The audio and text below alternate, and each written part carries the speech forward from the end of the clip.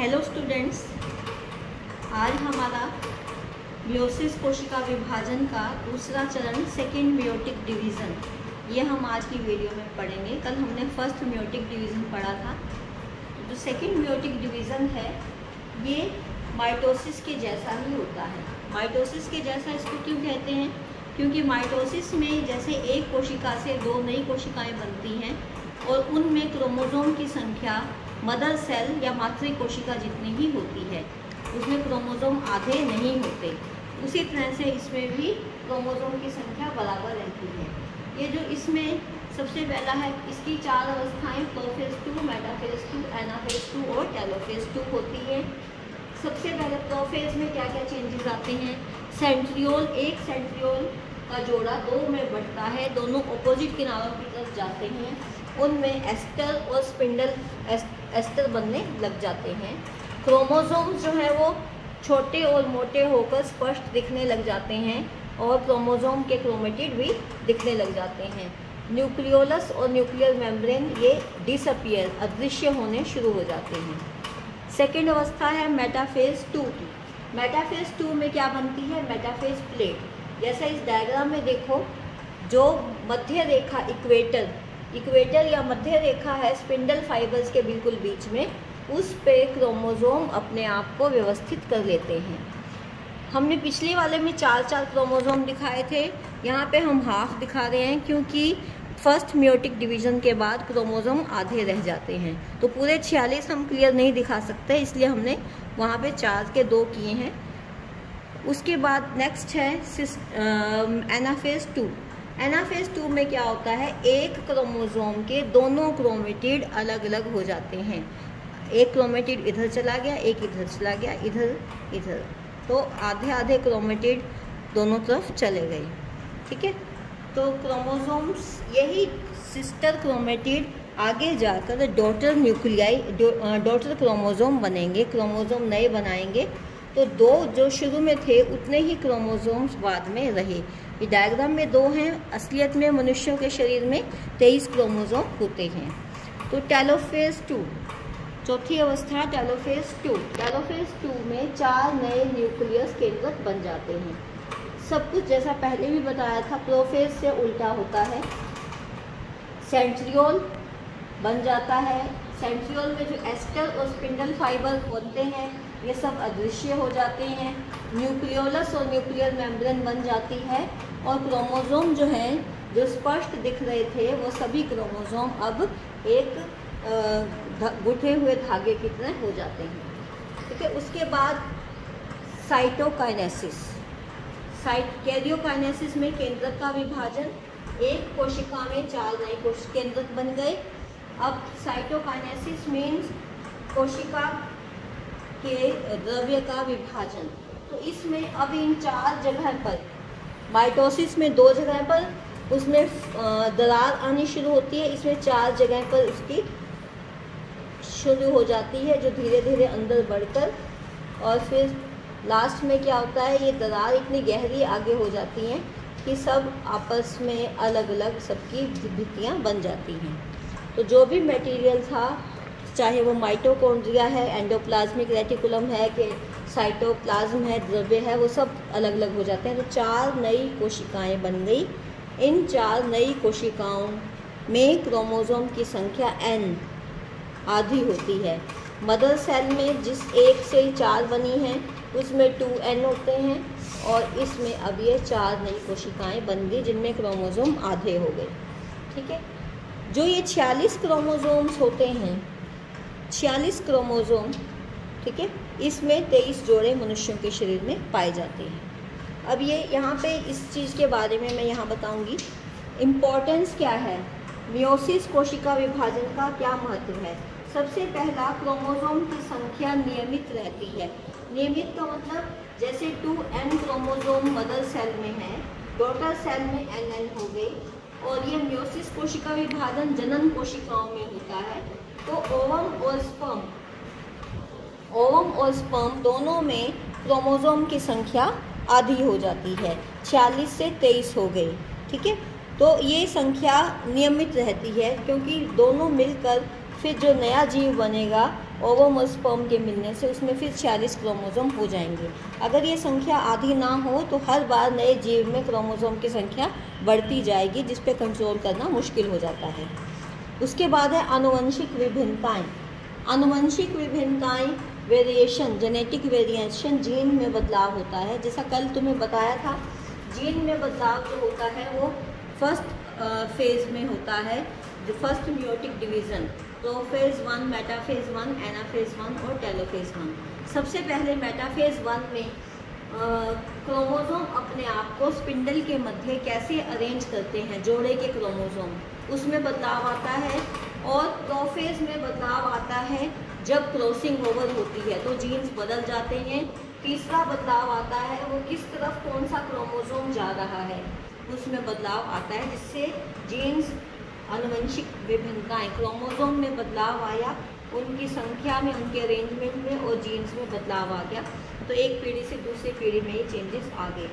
उसके बाद है सभी जीवों का परस्पर संबंध। मियोसिस कोशिका विभाजन सभी जीवों में, जनन कोशिकाओं में पाई जाती है। उनमें हम सब में देखते हैं कि एक कोशिका से 4 नई कोशिकाएं बनी, जिनमें क्रोमोसोम हाफ हो गए। तो उसकी वजह से क्या होता है कि हमें पता चलता है सभी जीवों में एक समान संबंध है। और इस बात को जानकर जो भी दवाइयों का परीक्षण या टेस्ट का या किसी भी चीज़ का मनुष्यों पे रिसर्च, मनुष्यों पे यूज़ करना हो तो उसका रिसर्च के लिए टेस्टिंग पहले जानवरों पे की जाती है, और उन पे अगर कामयाब हो तो फिर मनुष्यों पे उसको इस्तेमाल हम करते हैं। तो उनका परस्पर संबंध ये दिखाता है।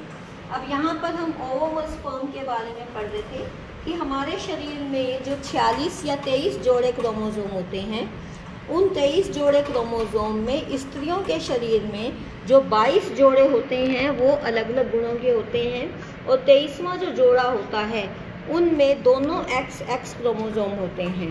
और पुरुषों के शरीर में एक X होता है, एक Y क्रोमोसोम होता है, स्पर्म ओवम। अब इनसे जब स्पर्म और ओवम बनते हैं मियोसिस कोशिका विभाजन के बाद, तो उसमें स्त्रियों के शरीर में 22 जोड़े जो थे, 22 जोड़े का 22 क्रोमोसोम आ गए, ठीक है। और X या ये अलग अलग हुए तो X आ गया।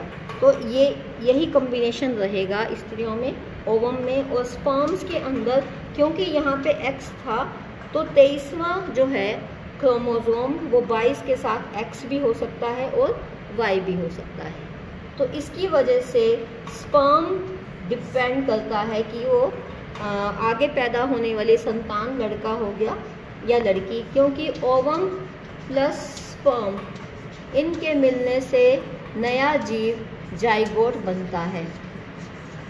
तो ओवम में 22X है और स्पर्म में 22X है या Y है, ठीक है, कोई भी हो सकता है। अगर 22X है तो दोनों मिलेंगे तो 22X प्लस 22X, तो जो संतान पैदा होगी वो होगी फीमेल, लड़की पैदा होगी। और जब 22X के साथ 22Y वाला मिल गया स्पर्म का, तो फिर संतान जो है वो लड़का पैदा होती है। तो X आया है या Y आया है ये स्पर्म के ऊपर डिपेंड करता है। तो इसमें ओवम स्त्रियों के शरीर में है, स्त्रियों का कोई भी कंट्रीब्यूशन या योगदान नहीं होता कि नई संतान लड़का होगी या लड़की होगी। उसके बाद नेक्स्ट है हमारा difference between mitosis and meiosis. Mitosis और मियोसिस के अंदर क्या डिफरेंस है? सबसे पहला अंतर, सभी कोशिकाओं में, शरीर की सभी सजीव कोशिकाओं में माइटोसिस कोशिका विभाजन होता है जनन कोशिकाओं को छोड़कर, और मियोसिस केवल जनन कोशिकाओं में ही होता है। दूसरा अंतर है माइटोसिस कोशिका विभाजन पूरा जीवन भर चलता है, जबकि मियोसिस कोशिका विभाजन केवल विशेष समय पर होता है। स्त्रियों के शरीर में जब ओवम बनना हो, मंथ में 28 दिन में एक बार ओवम बनता है, और पुरुषों के शरीर में स्पर्म जब बनते हैं तभी ये कोशिका विभाजन होता है। माइटोसिस कोशिका विभाजन एक ही बार में हो जाता है, जबकि मियोसिस कोशिका विभाजन हमने पढ़ा है फर्स्ट मियोटिक डिवीज़न और सेकेंड मियोटिक डिवीज़न 2 बार होता है। माइटोसिस कोशिका विभाजन में एक कोशिका से 2 नई कोशिकाएं बनती हैं, 2 डॉटर सेल्स, जबकि मियोसिस में 4 बनती हैं, जैसा हमने ये देखा है। उसके बाद माइटोसिस कोशिका विभाजन में कैरियोकाइनेसिस के बाद साइटोकाइनेसिस होता है, लेकिन मियोसिस में केवल मियोसिस 2 के बाद कैरियोकाइनेसिस होता है। मियोटिक 1 फर्स्ट मियोटिक डिवीजन के बाद कैरियोकाइनेसिस नहीं हुआ, तब एक कोशिका के अंदर 2 केंद्रक बन गए थे। उसके बाद नेक्स्ट है कि जो प्रोफेज होता है उस प्रोफेज बाकी माइटोसिस में बाकी चारों अवस्थाओं में से सबसे लंबा होता है, लेकिन प्रोफेज माइटोसिस का मियोसिस की तुलना में छोटा होता है और सरल होता है, जिसकी केवल 3 अवस्थाएं होती है। कौन सी थी? अर्ली, मिड और लेटर। ठीक है, यहाँ पे प्रोफेज 1 लंबा है, जटिल है, इसकी 5 स्टेजेस हैं, लिपोटीन, जाइगोटीन, पैकीटीन, डिप्लोटीन और डाइकाइनेसिस। तो प्रोफेज 1 लंबा है, प्रोफेज 2 माइटोसिस जैसा ही होता है। उसके बाद नेक्स्ट अंतर है, बराबर संख्या में क्रोमोसोम होते हैं। जब माइटोसिस से 2 पुत्री कोशिकाएं बनी, दोनों में क्रोमोसोम की संख्या मदर सेल जितनी होती है, जो 2n होगी, और मनुष्यों के शरीर में 46 होगी। वहाँ पे n की संख्या कितनी है? 23। तो 23 को 2 से गुना किया 46। ठीक है, और यहाँ पे मियोसिस में जो नई 4 कोशिकाएं बनी हैं, उनमें क्रोमोसोम पहले 2n थे, बाद में n हो गए। यहाँ 46 हैं तो यहाँ 23 हो जाएंगे। उसके बाद माइटोसिस कोशिका विभाजन में एक जैसे क्रोमोसोम, एक जैसे गुणों वाले क्रोमोसोम, जिन्हें हम होमोलोगस क्रोमोसोम कहते हैं, उनका जोड़ा नहीं बनता, पेयरिंग नहीं होती, ना ही उनमें क्रॉसिंग ओवर होती है।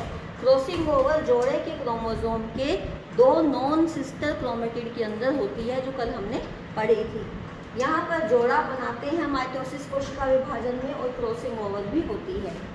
मियोसिस कोशिका विभाजन में जो क्रोमोसोम मदर सेल में जैसे थे, पुत्री डॉटर सेल में भी सेम वैसे ही क्रोमोसोम होते हैं, जबकि मियोसिस कोशिका विभाजन में क्रोमोसोम जो हैं मदर सेल से अलग होते हैं डॉटर सेल में। क्यों अलग होते हैं? क्योंकि क्रॉसिंग ओवर की वजह से क्रोमोसोम्स या क्रोमेटिड में बदलाव आ गया, जिसकी वजह से जीन्स में भी बदलाव आ गया। तो कोई भी जेनेटिक वेरिएशन माइटोसिस में नहीं होती, क्योंकि ना क्रॉसिंग ओवर हुई है, और जिससे जेनेटिक वेरिएशन नहीं होती है। और मियोसिस में जेनेटिक वेरिएशन होती है, यस, उसमें होती है, और जो प्रोफेज में क्रॉसिंग ओवर की वजह से है, मेटाफेज में अरेंजमेंट की वजह से होती है, और कौन सा क्रोमोसोम किधर गया एनाफेज में, उसकी वजह से होती है। इसमें क्रोमेटिड, एक क्रोमोसोम के दोनों क्रोमेटिड सेम रहते हैं। ठीक है, और यहाँ पे क्रोमेटिड अलग हो जाते हैं, क्योंकि जब जोड़े बने क्रोमोसोम के, होमोलोगस क्रोमोसोम के, एक जैसे क्रोमोसोम के जोड़े बनने के बाद उनकी क्रॉसिंग ओवर हुई, तो क्रॉसिंग ओवर के बाद जब वो डिसजंक्शन होते हैं, अलग होते हैं, तो उनमें बदलाव आ गया। जैसे एक लड्डू है, एक बर्फ़ी है, अगर तुमने दोनों को इकट्ठा रख दिया, थोड़ी देर बाद अलग करोगे, तो उसमें हो जाता है कई बार कि लड्डू का कुछ भाग बर्फ़ी पे चिपक गया, बर्फ़ी का कुछ भाग लड्डू पे चिपक गया, तो दोनों में बदलाव आ गया। यहाँ पे भी उसके क्रोमेटिड जो है अलग अलग बन जाते हैं बाद में। और ये क्रोमोसोम माइटोसिस कोशिका विभाजन क्यों होती है, उसका क्या महत्व है? वृद्धि के लिए, टूट फूट की मरम्मत के लिए, जख्म भरने के लिए। और मियोसिस कोशिका विभाजन जनन कोशिकाएं, या जिन्हें सेक्स सेल्स या गैमीट्स कहते हैं, गैमीट्स, ओवम और स्पर्म, उनको बनाने के लिए ये होती है।